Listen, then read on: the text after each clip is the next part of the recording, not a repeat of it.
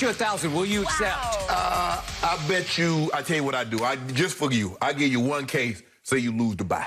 Lose to the bye? Yeah.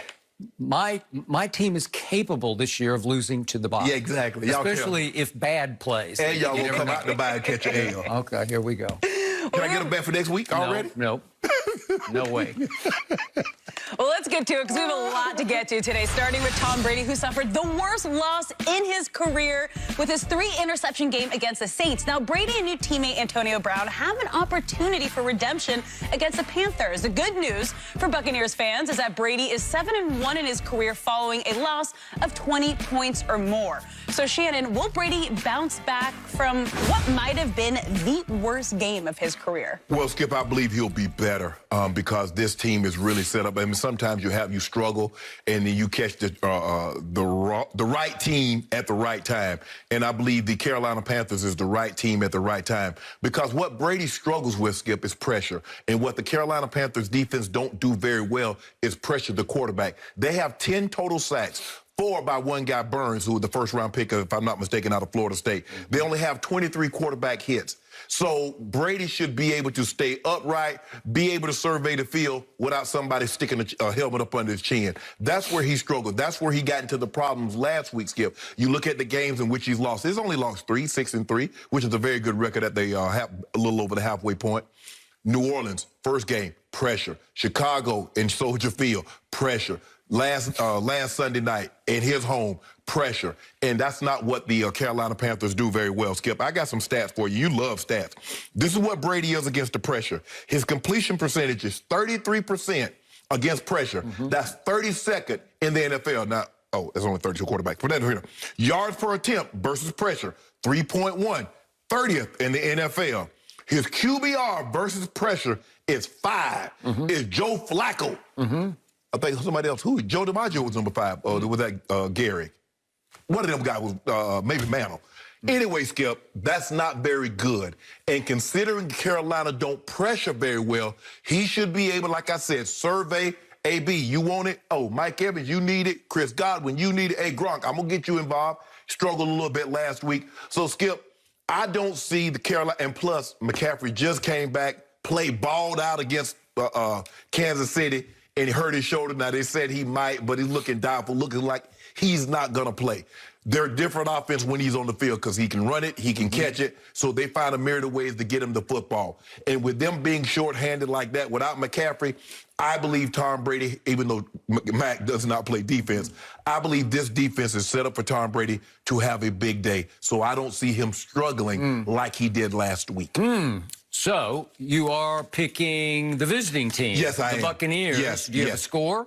I'm going to say 27-17. 17? Oh, so you have a cover. Yeah. Because it's a 6-point game. I'm going to say 27. Bucs by 6. Yeah. Really? And they won't make the mistake they made last week and just run the ball 5 times. So I have several issues with everything you just said. Point number 1, you, as usual, neglected the most important stat that just overcomes all the stats you just spat out on the table. What? Who was, going into Sunday night, the most or best protected quarterback in all the NFL? Who had the least pressure on him of any quarterback in the whole league coming into Sunday night? Guess who? Brady. Tom Brady. Yes. So just junk all those stats because they don't matter. Because against pressure, he had so little pressure on him. Yeah, you're right. He's the same at 43 that he was at 33, that he was at 23. Same in every way. His arm is just the same, and his one weakness is just the same. He is not mobile. So if at age 23, you got heat on him with 4 men, especially with 4, as the Saints did twice now, opener in that Sunday night game, 38-3, you're going to be able to beat him. He's going to be incredibly vulnerable because he's going to spit out all those stats back at you. He's not going to be very good. But it's hard, if you protect him even semi-well, it's hard to get that on him because the Saints on Sunday night pressured him 56% of the snaps. Right. Well, guess what, ladies and gentlemen? You got a chance to win, but not only did they win, they just demolished. Yes, but Skip, my point is a lot of quarterbacks struggle with pressure, but not to this degree, not with this severity. And if you look at the 3 games they've lost, all have been because of pressure. New Orleans, Chicago, New Orleans again. You're absolutely right. If they leave him upright, well, you're going to have a problem on your hands. And because Carolina don't pressure, they got 10 sacks. Okay, and what have I also told you? Not only has he been the best protected quarterback, but they have been throwing the longest passes of any team in the league. It's no risk it, no biscuit offense. Tom Brady is running Bruce Arians' offense to a T, just like Jameis did a year ago when he led the whole league by far in turnovers. As I told you yesterday, in pure air distance, how far does the ball travel from your hand to the receiver, whether he catches it or not? Right. Tom Brady leads the league by far in air distance. So if you put those two together, he's been protected, but again, he's not dinking and dunking like he did at New England, right? Where he led the league in yards passing to the running backs, right? Yes. Okay. Well, now he's second to last in passes to running back yards. Well, they're going to have, well, Skip, if you remember now, Skip, the way they drafted running backs is that they drafted running backs that were receivers. He went to a team that's not how they drafted running backs. So it's going to probably take him another year to get running backs that used to catching the ball out of the backfield. And the problem that they had Sunday, Skip, if you don't run the football, where's your play action? So now, all of a sudden, that intermediate stuff, the overroutes that Scotty Miller and Gronk used to catch is not there. Okay. So what amuses me about you is you just absolutely annihilate Tom Brady when he loses. And on Monday, I have never seen you gloat any harder than you gloated. Yes, you were. You were just rubbing it in all day long. That's fine, because he was horrible, arguably the worst game of his career. But how can he bounce back with a new team and a new system and a coach who publicly ridicules him after losses? He didn't ridicule him. He ridiculed him. He just said we need to play better. It was sarcastic. it was pointed. It's like, don't look at me.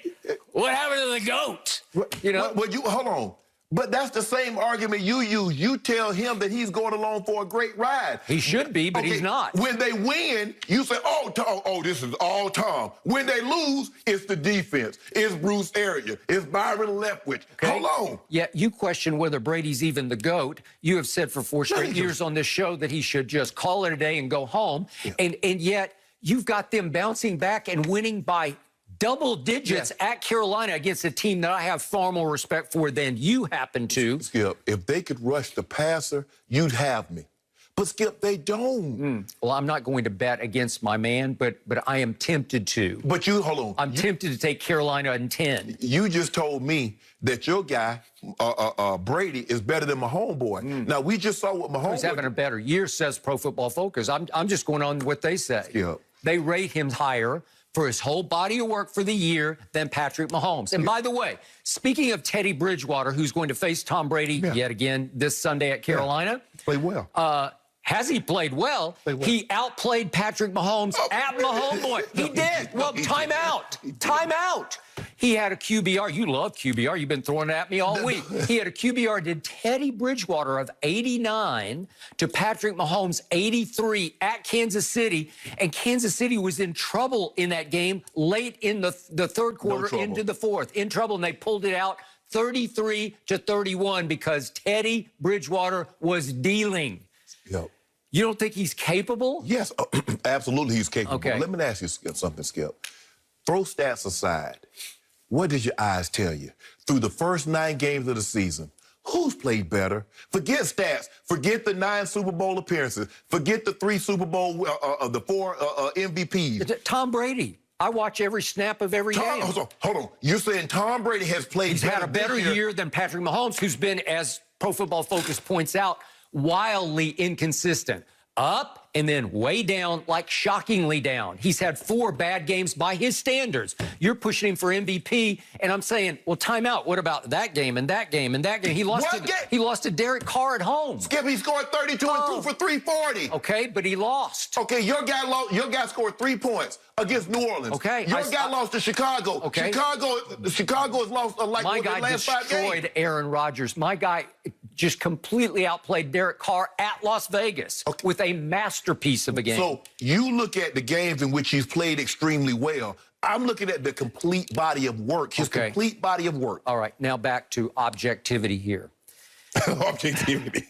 I am ride or die with Brady, so I'm going to stick with him to just survive barely at Carolina. I'm going to call it 27-24, Brady and the Bucs. Okay. But I am here to say, with open heart, I'm just going to bare my soul, I will not at all be shocked if they lose this game. I think they are up against a division rival, and I am not sure that they can climb out of the deep, dark hole that they just dug for themselves against the Saints. One game. It was...